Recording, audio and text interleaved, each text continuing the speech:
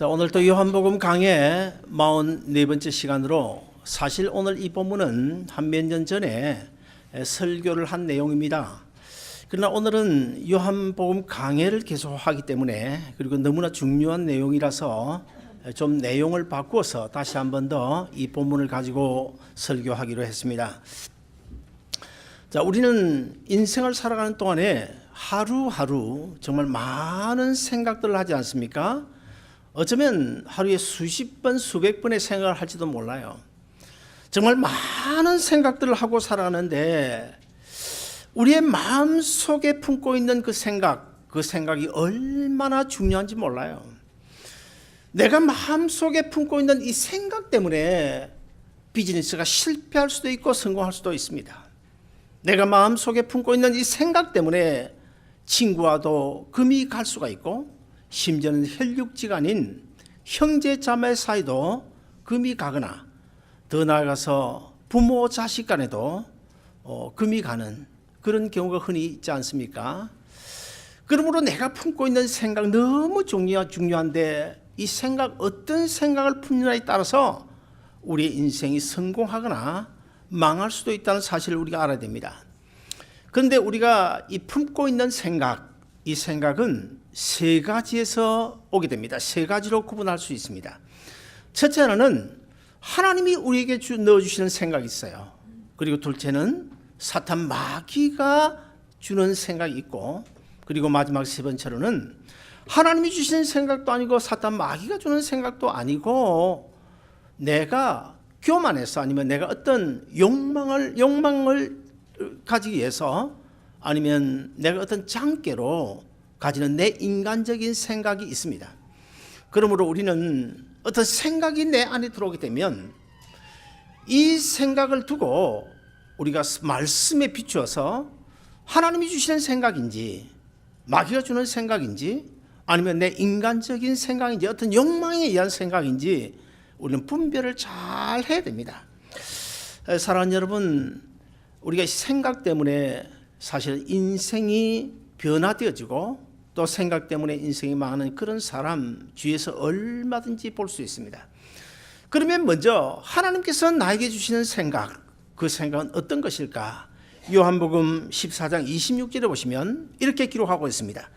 보혜사 곧 아버지께서 내 이름으로 보내실 성령 그가 너희에게 모든 것을 가르치고 내가 너희에게 말한 모든 것을 생각나게 하시리라. 여러분, 하나님께서 우리 인간에게 특별히 우리 그리스도인들에게 하나님 자신을 나타내고자 하는 방법이 여러 가지가 있습니다. 첫째 하나는 자연 계시라고 그러죠. 자연 계시, 하나님께서 손수 만드신 자연 만물을 통하여 나는 나다, 내가 하나님이다 라는 사실을 우리에게 나타내 보여주는데 그것이 자연 계시예요. 우리가 지난 4월 달에 야예배를 갔을 때 제가 시편 19편 1절부터 6절 말씀 가지고 자연 속에 숨겨진 하나님의 메시지라는 제목으로 말씀을 드린 바가 있습니다. 무슨 말인가 하면 이 자연 속에 해와 달이나 아니면 꽃 한 송이, 풀 한 폭이, 나무 한 그루를 통해서 하나님께서 나에게 들려주시는 메시지가 있다는 것입니다. 우리가 야외에 나가서 어떤 나무를 보거나 자연을 볼 때 거기에 분명 글자가 없어요. 글자가 없음에도 불구하고 성경은 우리로 하여금 거기는 글자가 있다. 영의 눈만 뜨면 하나님께서 써놓은 글자가 있다. 그 글자를 읽어라. 그렇게 말씀하고 있어요. 그것이 시편 19편 1절부터 6절에 있는 내용이고, 그리고 둘째는 실제 우리가 나무나 자연 속에서 해와 달과 별 속에서 어떤 소리가 없어요. 들리는 소리가 없어요. 들리는 소리 없지만 우리가 영의 길을 열면 거기서 하나님께서 너에게 들려주시는 음성, 그 메시지를 들을 수 있다. 그렇게 말씀하고 있습니다. 이런 것들이 바로 하나님께서 우리에게 자기 자신을 나타내 보이시는 자연 계시입니다. 그 다음에 두 번째 계시가 뭘까요? 바로 특별 계시인데 그것은 기록된 계시. 바로 우리가 가진 신구약 66권 이 하나님의 말씀이 특별 계시, 기록을 하여 하나님은 어떤 분이시고 예수 그리스도는 어떤 분이시고 또 하나님께서 우리 인류를 어떤 방법으로 구원해 가시는지 그 모든 구원 계획을 설명해 놓은, 기록해 놓은 이 성경책이 바로 특별 계시입니다. 자, 그 다음에 세 번째로는 바로 하나님 자신이 인간의 몸을 입고 이 땅에 오셔서 우리에게 나타내 보이신 나를 보고 하나님인 줄 알아라. 나를 보고 너희가 하나님을 볼 수 있어야 된다. 주님께서 그렇게 말씀하지 않으셨습니까? 그래서 하나님 자신이 친히 인간의 몸을 입고 이 땅에 오신 이것이 바로 예수님 자신을 통해 우리에 나타내 준 바로 현실적으로 아주 특별한 마지막 계시라고 볼 수 있죠. 그리고 이제 그 외에도 하나님께서 우리에게 늘 들려주시는 음성이 있습니다. 들려주시는 음성이 있는데 그 음성은 자연 만물 속에 곳곳에 숨겨져 있어요. 곳곳에 숨겨져 있어요.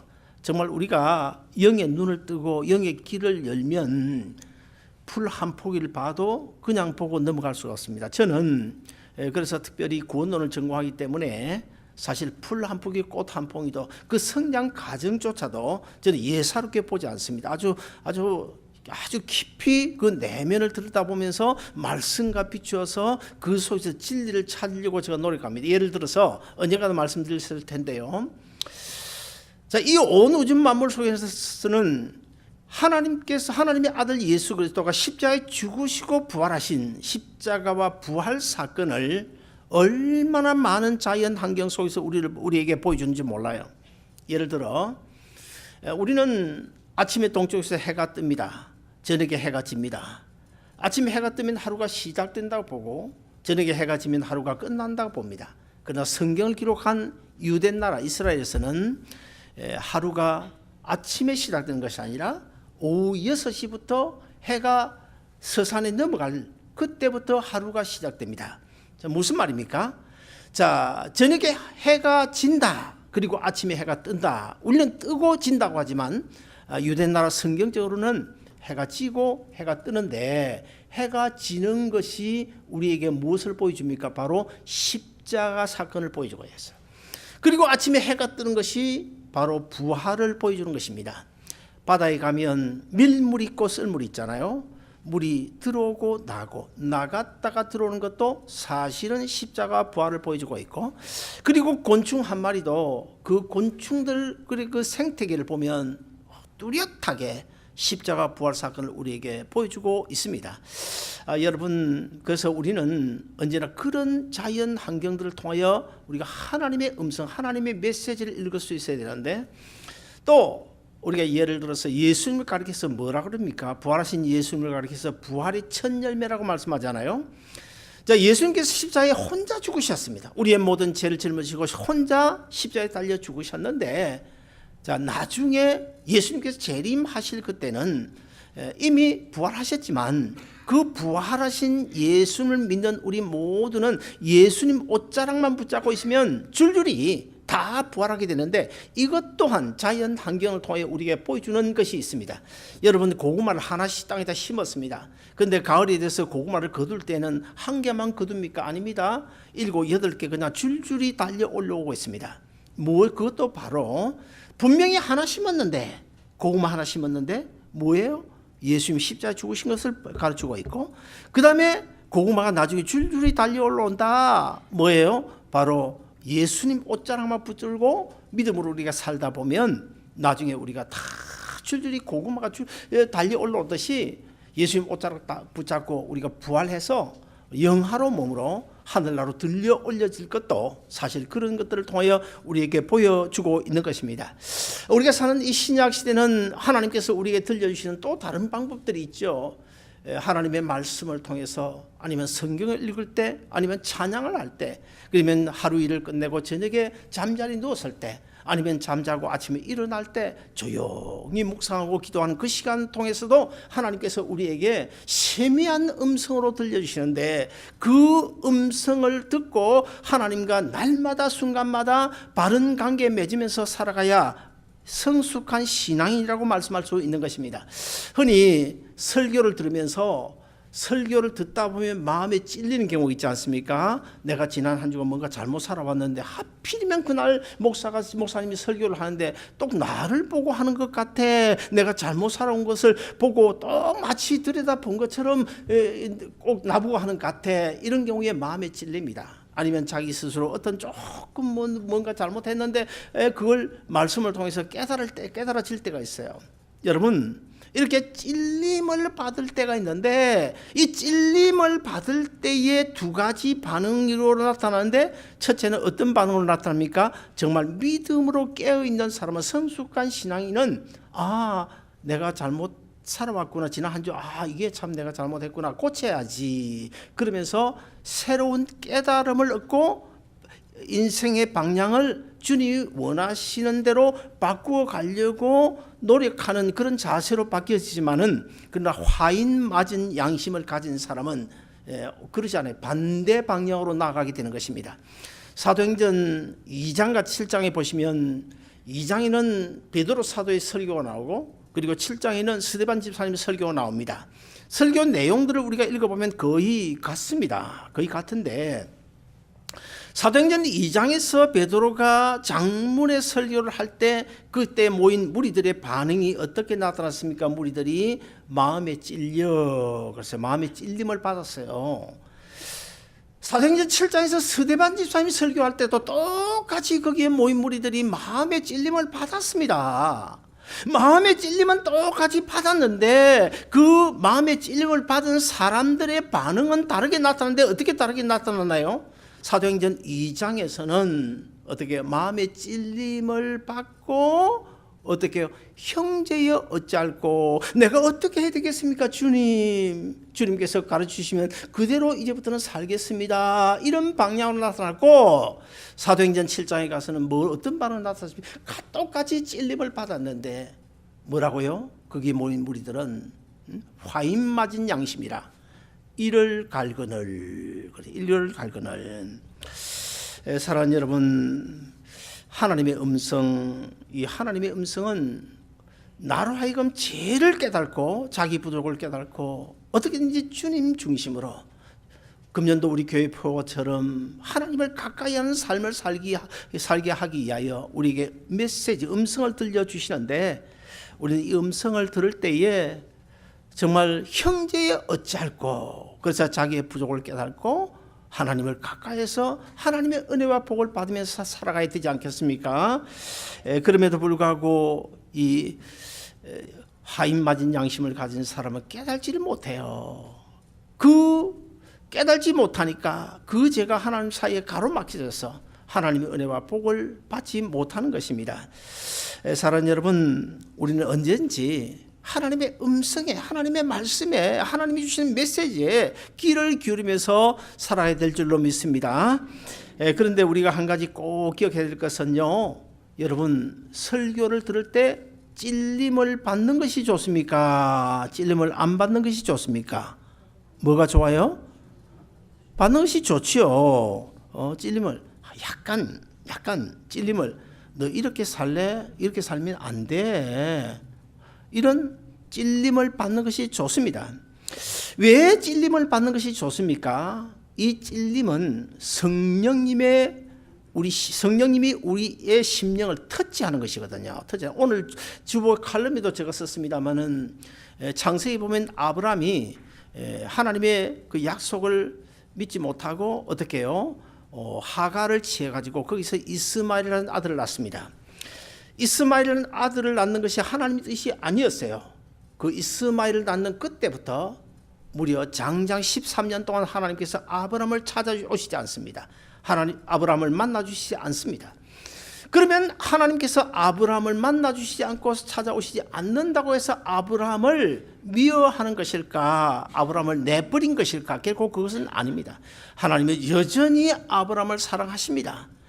그럼에도 불구하고 아브라함의 입장에서 보면 하나님께서 늘 찾아오셔서 이렇게 저렇게 말씀해 주셨는데 13년 동안 한 번도 찾아오시지 않는다. 그런 상황 속에 살아가야 했던 이 아브라함의 입장에서는 사실 고통이 아닐 수가 없죠. 자, 우리가 설교를 들을 때 말씀에 전혀 뭐 감동이 없고 전혀 찔림을 받지 않는다. 이 결코 좋은 일이 아니라는 거야. 왜 좋은 일 아닙니까? 하나님께서 나에게 간섭하지 않는다는 것을 의미합니다. 내가 말씀을 들을 때 조금 듣기는 언짢지만은 그래도 찔림을 받으면 하나님께서 성령님이 이렇게 살아서는 안 돼 하고 터치하면서 간섭하시는 것인데, 그 간섭, 하나님의 간섭이 좋은 거잖아요. 제가 언젠가 칼럼에 썼죠. 하나님의 간섭이 축복이다. 내버려 던져 놓는 그것이 결코 축복이 아니다. 믿음이 없는 사람들은 하나님 제발 그만 내버려 주세요. 나 좀 내버려 주세요. 목사님 좀 내버려 주세요. 나 좀 편하게 살래요. 그게 축복이냐? 복이 아니라는 거예요. 아무쪼록 우리가 하나님의 음성을 날마다 순간마다 듣고 찔림을 받을 때 우리가 하나님의 그 들려주신 그 음성의 메시지에 우리 예수로 응답하면서 우리의 부족을 내어놓고 주님 가까이 나아가는 그런 삶이 되시기를 바랍니다. 그 다음에 둘째로 사탄 마귀가 넣어주는 생각이 있어요. 오늘 본문 13장 2절 보시면 어느 날 마귀가 가룟유다를 찾아왔습니다. 가룟유다 찾아와서 가룟유다의 마음속에 예수 팔아버려, 그런 마음을 넣어줘요. 처음에는 이 가룟유다도 아마 자기 스스로 깜짝 놀랐을 것입니다. 왜 이런 생각이 들지? 깜짝 놀랐겠지만, 그러나 시간이 가면서 자꾸 머릿속에 그 예수를 팔아버려 이 생각이 떠나지를 않는 거예요. 그 생각을 붙들어 놓게 되면, 떨쳐버려야 되는데 붙들어 놓게 되니까 문제가 생긴 거예요. 어떤 심리학자가 이런 연구를 했습니다. 이 독방을 하나 만들어 놓고 그 독방 안에 사람을 데려다가 놓고 그 탁자 위에다가 아주 이쁘게 생긴 돌멩이 하나를 가져다 놓고 이 돌멩이를 쳐다봅니다. 그래서 이 돌멩이를 보고 이렇게 따라하라고 그럽니다. 이것은 금이야. 10,000번만 따라하라고 그랬어요. 10,000번을 따라하다 보니까 그만 금이 돼버린 거예요. 진짜 금이 돼버린 거예요. 분명 돌멩이인데 금이 돼버린 거예요. 그와 같이 사탄 마귀가 넣어주는 생각을 우리가 믿음으로 사정없이 떨쳐버려야 되는데, 그것을 마음속에 품다 보면 자꾸 귀 속에 되뇌이다 보면 거기에 사로잡히게 됩니다. 사로잡히게. 그래서 가룟유다가 예수님 팔아버려. 예수님 진짜 팔아야 되나? 예수님 팔까? 그거 얼마 받고 누구에게 팔지? 이런 생각을 점점 발전해 나가는 거예요. 그러다 결국에는 은 30 빨고 팔아버리지 않습니까? 예수님 팔고 나서 나중에 어떻게 해요? 제정신이 돌아오고 나서 보니까 이게 도대체 엄청난 일을 저지른 거예요. 그 자기 스스로 어떻게 해결할 길이 없어 결국 자살을 하고 말지 않습니까? 예수님께서 그 가룟유다를 향하여 뭐라고 했습니까? 차라리 태어나지 않았으면 좋을 뻔했다. 정말 인간으로 태어나가지고 가장 해서는 안 될 짓 해가지고 가장 예수님보다 직접 너는 차라리 태어나지 않았으면 좋을 뻔했다 하는 그런 저주를 받잖아요. 에덴 동산에서 아담 하와가 정말 행복하게 살고 있었습니다. 그 당시는 아열대성 기후이기 때문에 과일 하나만 따먹어도 하루를 지낼 수 있는 양질의 영양분이 풍부한 그런 상황이었어요. 너무너무 행복하게 하나님과 바른 관계 맺어서 하나님의 자유, 하나님의 거룩, 하나님의 영광을 마음껏 누리며 살 수 있었는데, 사탄이 뱀을 가장해가지고 하와에게 찾아왔어요. 요즘에야 뭐 뱀 그러면 아주 흉측하게 우리가 느껴지지만은 옛날 에덴 동산 그 당시 처음에 그 뱀은요, 모든 짐승들 중에서 가장 이쁘고 그 당시에 뱀이 비상을 할 수 있을 때 날 수가 또 있었답니다. 사람과 가장 친근감을 느낄 수 있는 짐승이 바로 뱀이었대요. 그래서 사탄 마귀가 이 뱀을 가장해서 하와에게 접근해가지고 뭐라 그럽니까? 하와야, 이 동산에 있는 모든 실과를 다 하나님이 너보고 따먹지 말라고 하더냐? 이렇게 말씀을 바꿔버려요.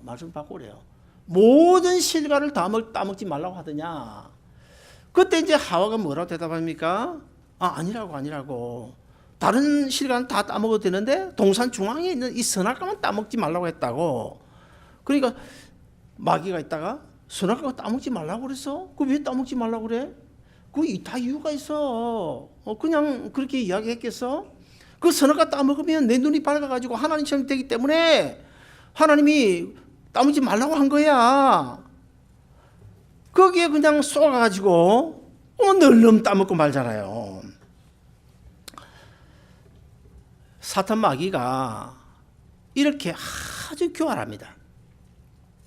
만약의 경우에 그 당시에 인간과 가장 친근감을 느낄 수 있는 가장 이쁜 그 뱀을 동원하지 아니하고 흠상구전 짐승의 형상으로 나타나가지고 하와야 이거 선악과 따먹어. 그랬으면 나는 사탄이야. 그렇다면 하와가 선악과 따먹었을까요? 분명 안 따먹었을 것입니다. 마태복음 4장에 보시면 예수님께서 공생애를 시작하시면서 40일 동안 금식 기도를 하셨어요. 유대 광야에 가 금식 기도를 하셨는데 얼마나 시장하시겠습니까? 왜냐하면 예수님은 완전한 신인과 동시에 완전한 인간이기 때문에 배고픔을 느끼잖아요. 얼마나 시장하셨겠어요.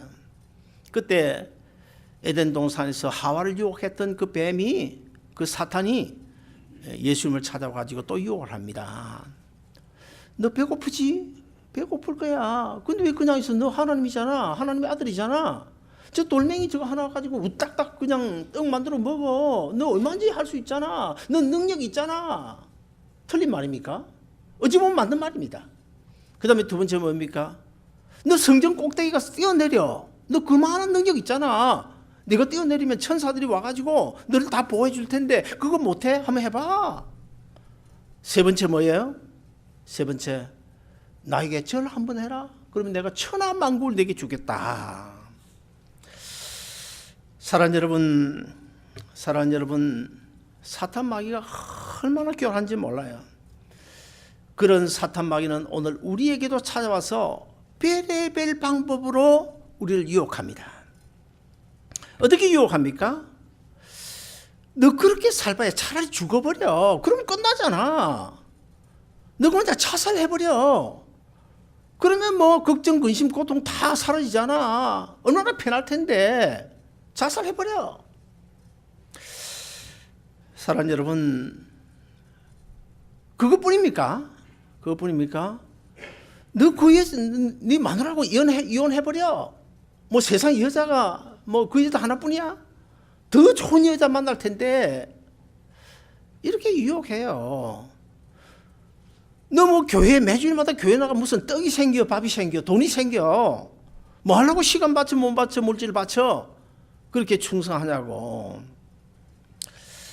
여러분 어떻습니까? 사탄 마귀가 주는 그 생각을 품으면요, 그 결과는 바로 망하는 것입니다. 망하는 것입니다. 무서운 결과가 초래한다는 사실을 우리가 알고 사탄 마귀가 넣어주는 생각이다 싶으면 즉시 떨쳐버려요. 즉시 떨쳐버려요. 천금을 주더라도 떨쳐버려야 돼요.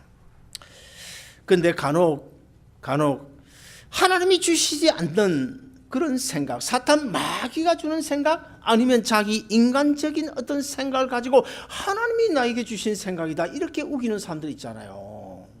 그런 사람들 우리 교회도 옛날에 있었습니다. 어떤 그 지어 집사님이 우리 개척 초기에 있었는데 아주 이분 봉사를 많이 하는 분이에요. 그런데 하나님께서 자기에게 직통으로 말씀하시는데 어떻게 말씀하시냐면, 이번 주일은 하나님이 무국끓이 가지 말고 시래기국 끓이 가라 그렇게 말씀하셨대. 그래서 자기가 시래기국 이번에 지금 준비하고 있다고 이런 말을 해요. 여러분, 하나님이 이번 주일에 시래기국 끓이 가라, 무국 끓이 가지 말라 그럴까요? 그런 분일까요? 저는 그런 하나님 같으면 전 하나님 믿지 않아요. 그런 분인 것 같으면 저 안 믿습니다. 하나님께서요, 선악과 따먹고 이 구원 문제까지도 자유의지를 주셨는데, 아니 주일날 무국 시래기국 끓이 가는 것까지 하나님께서 간섭하시는 분이십니까? 그 우리 자유의지, 우리에게 맡겨주신 거죠. 우리가 여기서 이제 한 가지 더 알아야 될 것이 있는데, 우리 교회 또 그런 분이 있었습니다. 언젠가 제가 이야기했을 텐데요. 뭐 찬양 전도사님 그 부인이었는데, 나이가 한 40대 중반대 분이었는데, 이분이 뭐 기도한다고 여기저기 쫓아다니는 분이에요. 여러분, 이 여기저기 기도하는 거 이 조심해야 됩니다. 아무데나 가서 머리 내밀고 그거요 조심해야 돼요. 근데 이 전도사 부인이 어느 날 금요일 저녁 예배 드리기 전에 제가 딱 저 문 밖에 저를 찾아서 목사님 좀 잠시 뵙겠습니다. 만났더니 한 이야기가 목사님 제가 기도 중에 환상을 봤는데요. 불가마가 아름다운 동사교에 막 쏟아지는 이런 환상을 봤는데 큰일 났습니다. 큰일 났으니까 목사님 이 문제를 해결하기 위해서는 LA 어디 가면 어떤 여자 집사님 기도하는 여자 집사님이 있는데 그 여자 집사님 가서 목사님 기도 좀 받아보세요. 기도 좀 받으세요. 세상에 기가 막혀가지고 내가 그 당장 내가 쫓아버렸잖아요. 어떻게 우리 교회 나는 우리 교회가 그런 교회입니까? 여러분 우리가 한 가지 알아야 될 것은요. 사탄 마귀는요 영물이기 때문에 우리보다 훨씬 영리해요. 훨씬 영리합니다. 우리가 정말 말씀 붙들고 믿음으로 서 있지 않으면 백전백패래요. 넘어갈 수밖에 없어요. 영물이기 때문에. 사탄 마귀가 바보입니까? 배가 부른데 잘 먹고 잘 사는 배 부른 사람인데 빵 조각 하나 들고 와가지고 너 이거 먹어라 그러면서 쏘기면 넘어가겠어요 누가? 배가 고파서 어쩔 수 없이 이런 사람 여기서 홈립스 피플 이런 사람들 와가지고 빵 가져와서 하면 넘어갈지도 모르겠죠. 그래서 돈 좋아하는 사람은 돈 가지고 유혹합니다. 접근합니다. 우쭐하기를 좋아하는 사람 있잖아요. 교회 안에서도 그런 사람 있잖아요. 우쭐하기를 좋아하는 사람에게는 직분이나 명예 이런 거 가지고 유혹을 해요. 아니면 또 다른 사람이 올라서기를 좋아하는 사람 있잖아요. 이런 사람이 권력을 가지고 유혹을 해요. 권력을 가지고. 또 음란한 성격을 가진 사람에게는 미인계를 동원하겠죠. 미인계. 옛날 LA도 어떤 목사님도 중국 선교 갔다 미인계 넘어가지고 그래가 망한 사람 목사님도 있어. 제가 잘 아는 사람이에요. 그래서 제가 설교를 준비해서 제 경우를 한번 생각해 봤습니다. 사탄 마귀는 나에게 무엇을 가지고 접근해 올까? 내가 알아야 되거든요. 접근해 보니까, 생각을 해 보니까, 만약에 내가 정말 부잣집에 태어나가지고, 그냥 호의호식하면서 자라고, 그리고 너 머리가 아주 좋아가지고, 서울대학을 나오고, 아니면 또 하버드나 예일을 나왔다. 그래가지고 목사가 됐다. 그러면 정말 볼만할 겁니다. 제 아내가 저보고 간혹 그래요. 당신이 만약에 그런 좋은 학벌이나 좋은 배경을 가졌다면 아마 못 봐줄 거라고 이런 이야기를 해요. 제가 동의합니다. 동의했습니다. 그때 그 말을 할 때 제 아내가 할 때 나 인정한다고 동의했어요. 근데 하나님께서 저를 너무너무 잘 아시는 거야. 제 기질을 너무너무 잘 알기 때문에 아버지가 사업 실패하고 장남으로 동생들 공부시게 했고 시골에 있는 할아버지 할머니 생활비까지 떼야 됐고 그러다 보니 내가 공부를 못해서 야간대학을 간 것이 아니라 야간대학에서 공부하고 신학도 통신에서 일부 하고 만약에 내가 영어를 잘하는 목사였다 그러면 여러분 아마 듣기가 곤란할 거예요. 제가 혀를 꼬부려 가지고 아마 한 3분의 1 정도는 그냥 나불나불로 영어를 가지고 이럴지도 몰라요. 그러다 보면 여러분 다 실해가 내가 쫓겨날지도 모르지. 얼마나 하나님이 저를 잘 아시는지. 그래서 때로는 참 영어를 못 해가지고 교인들 좀 도와주고 싶은데 이게 안 돼. 그래서 참 안타까운 때도 있지만 그래도 생각해보니까 하나님의 은혜다.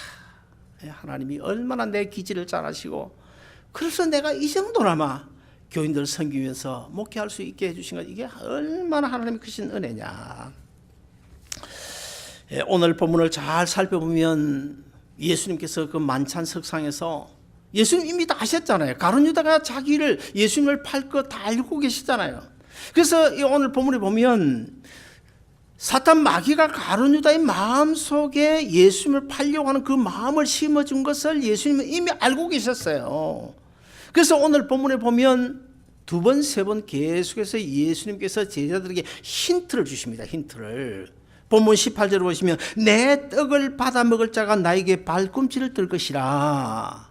너희 중에 그런 사람이 있다는 거예요. 그리고 본문 21절을 보시면 너희 중 하나가 나를 팔리라. 아주 노골적으로 예수님께서 표현을 하셨어요.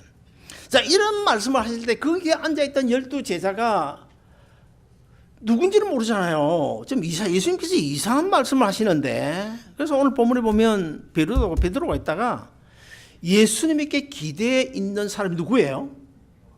요한이죠. 요한. 예수님이 사랑하시는 자 하면 요한입니다. 요한이 예수님께서 기대가지고 이렇게 또 뭐 막내 애기처럼 이러고 있는데, 베드로가 너는 요한은 알지 않겠나? 나는 몰라도 요한은 분명히 알고 있을 거야. 그래서 요한에게 물었어요. 요한에게 물었더니 요한도 모르는 거예요. 요한도 모르고 요한이 뭐라고 합니까? 베드로에게 대답을 안 해주고 예수님께 질문하죠. 누굽니까? 그 사람 누굽니까? 질문하죠. 사실 오늘 본문에서 예수님이 이미 가룟 유다보다 직설적으로 이야기했고 제자들에게도 거의 알아들을 수 있을 정도로 힌트를 줬어요. 그런데도 거기 있는 모인 사람들 아무도 그 사실을 몰랐어요. 사랑하는 여러분, 결국에는 어떻게 해요? 그렇게 힌트를 줬지만 자기의 마음속에 들어온 그 사탄 마귀의 생각을 떨쳐버리지 못하고 결국 가룟 유다는 그 마음을 품어버렸어요. 품어버려가지고 결국 예수님을 팔아버리잖아요. 우리는 사탄 마귀가 나에게는 어떤 것으로 유혹해 올까? 늘 우리가 방심하면 안 돼요. 저처럼 짐작을 해야 됩니다. 우리 박윤 집사님 뭘 한번 생각해 봤어요? 나에게는 무엇을 가지고 이렇게 사탄 마귀가 접근할까? 이걸 우리가 알아야 돼요. 오늘 연구를 하세요. 가가지고 나는 내 기질을 한번 봐. 내 기질을 한번 봐가지고 내 기질이 어떤지 한번 보고 이런 경우에는 아마 사탄 마귀가 이렇게 아마 나에게 공격해 오겠구나. 이걸 우리 알아야 됩니다. 그걸 알고는 그 다음에 말씀에 의지하여 어떤 생각이 들어오면 하나님이 주신 생각인가 아니면 사탄 마귀가 주는 생각인가 그것도 아니면 내 스스로 내가 어떤 장깨 아니면 교만 어떤 욕망에 의한 내 생각인가 이것을 분별해 가지고 사탄 마귀가 주는 생각이라고 하면 즉시 물리쳐야 됩니다. 즉시. 그렇지 않으면 이 가룟 유다처럼 넘어갈 수밖에 없다는 거예요. 자, 마지막으로 내 인간적인 생각. 우리 생각에는 분명 하나님이 주시는 생각도 아닌데 하나님이 주시는 음성도 아니고 사탄 마귀가 집어넣는 것도 아닌데 내 생각, 내 교만한 생각, 내 어떤 욕망에 의한 생각이 있어요. 분명히 있는데 어떤 면에서는 이게 오히려 훨씬 더 많을 것입니다. 한 100을 치면 한 7, 8 정도는 내 욕망에 의한 내 생각 아니면 교만에 의한 내 생각 아니면 내 인간적인 생각일 수 있어요. 그럴 때도 떨쳐버려야 됩니다. 하나님이 주시는 생각 아니면 떨쳐버려야 됩니다. 언제나 떨쳐버려야 됩니다.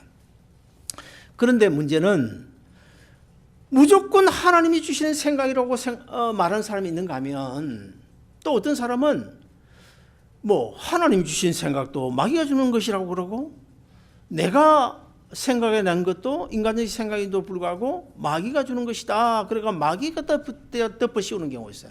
그래서 마귀가 뭐라고 그럽니까? 마귀 사탄이 내가 한 것도 아닌데 자꾸만 내한테 덮어 씌운다고. 난 지금 너무너무 억울하다고. 그런 이야기 있지 않습니까? 그래서 오늘 우리에게 성경은 뭐라고 말씀하고 있습니까?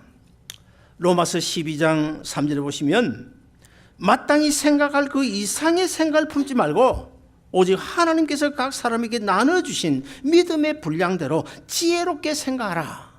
여기 이 지혜롭게 생각하라. 지혜롭게 생각하는 게 어떤 것일까요? 하나님이 주신 생각인지 사탄 마귀가 주는 생각인지 아니면 내 장깨에 의한 생각인지 이걸 말씀을 통하여 잘 분별하라는 것입니다. 잘 분별하고 그래서 하나님과 바른 관계 맺으면서 하나님의 은혜와 축복을 받으며 살아라. 이런 식의 권면이에요. 사랑하는 여러분, 말씀의 결론을 맺습니다. 우리는 인생을 살아가면서 하루 종일 순간순간 많은 생각에 사로잡히게 돼요. 하나님이 주시는 생각이 있습니다. 사탄 마귀가 주는 생각이 많습니다. 내 인간적인 생각도 있어요. 어떻게든지 우리가 분별을 잘해야 돼. 그래서 우리 교회는요, 분별의 은사 이게 참 중요합니다. 장로도 목사도 분별을 못 해가지고 그만 뻥뻥 넘어지는 게 있어요. 그만 어디에 휩쓸려 가지고는 어떤 문제가 있으면 분별을 해야 되는데 분별을 못 해가지고 그냥 한쪽 엉뚱한 데 휩쓸려 가지고 교회를 힘들게 하는 경우가 많이 있어요. 이 분별은 참 중요한데 아무튼 여러분 지혜롭게 생각하라. 이 분별력을 이야기해요. 분별력. 성경 말씀에 의지하여 늘 하나님께 포커스를 맞추고 바른 관계 속에서 분별을 잘하는 이게 우리가 인생을 좌우합니다. 어떤 생각을 품고 사느냐 거기에서 실패와 성공이 결정되는 거예요. 너무 중요합니다. 아무쪼록 여러분 지혜롭게 모든 것을 분별해서 하나님이 주시는 생각만 품고 마귀가 주는 생각 또 내 장기에 의한 어떤 교만이나 내 욕망에 의한 생각 다 떨쳐버리고 여러분 남은 인생길이 무엇을 하든지 하나님이 뜻이면 다 성공이잖아요. 그건 뭐 백발백중 성공이잖아요. 여러분 모두 성공적인 인생 되시길 주의 이름으로 축원드립니다. 기도하겠습니다.